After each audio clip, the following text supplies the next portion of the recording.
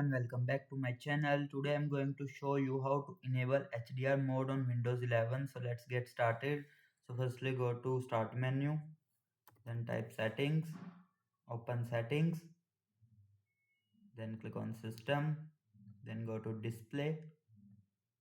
Here you will see HDR, click on it.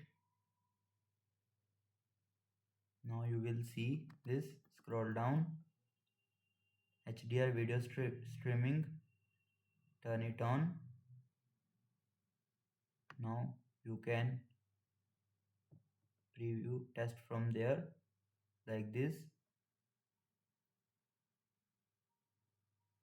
HDR looks amazing, but keep in mind it may slightly affect battery life on laptops and increase power consumption on desktops.